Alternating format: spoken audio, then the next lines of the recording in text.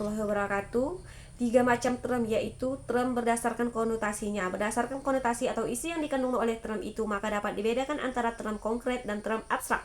Hakikat konkret yaitu menunjukkan ke hal yang suatu kenyataan atau apa saja yang berkualitas seperti bentuk berat. Seperti waktu tertentu, tempat tertentu mempunyai objek lain, misalnya manusia kera. Sifat konkret menunjukkan pencintaannya, suatu kenyataan atau apa saja yang berkualitas dan bereksistensi. Contohnya berbadan merah, persegi, dan berindra. Yang kedua, hakikat abstrak menyatakan suatu kualitas yang tidak bereksistensi tertentu atau kualitas yang terlepas dari eksistensi. Contohnya, kemanusiaan, kebenaran. Sifat abstrak menyatakan persifatan yang terlepas dari eksistensi tertentu. Contoh, kerasionalan, kebijaksanaan. Yang kedua, term berdasarkan denotasi dapat dibedakan lagi menjadi dua, yaitu term umum.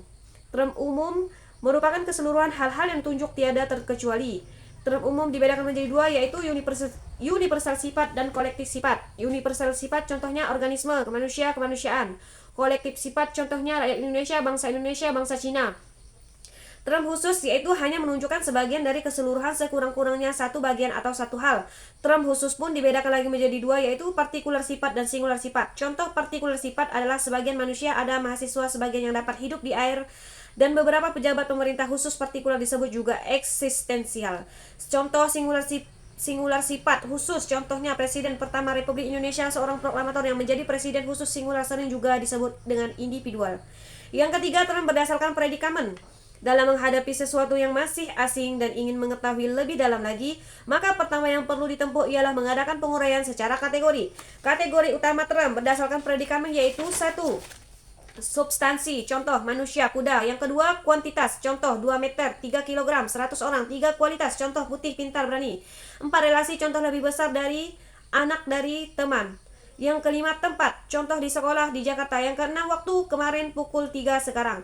Yang ketujuh, posisi, contoh duduk, berbaring, dan berdiri. 8 kondisi, berpakaian, bersenjata. 9 aksi, contoh memotong, menulis, dan berlari. 10 penderitaan, contoh dipukul, dibakar, dan cintai. Untuk soal nomor 2, sesat pikir. Sesat pikir adalah kekeliruan dalam penalaran berupa pembuatan kesimpulan dengan langkah-langkah yang tidak sah karena melanggar kaidah-kaidah logika maupun merupakan perbincangan yang bercorak menyesatkan karena sengaja atau tidak sengaja.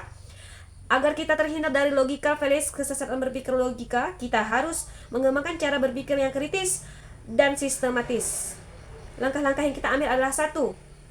Memahami jenis-jenis logika. 2. Latihan critical thinking. Yang ketiga, pisahkan emosi logika. Yang keempat, gunakan struktur argumen yang jelas.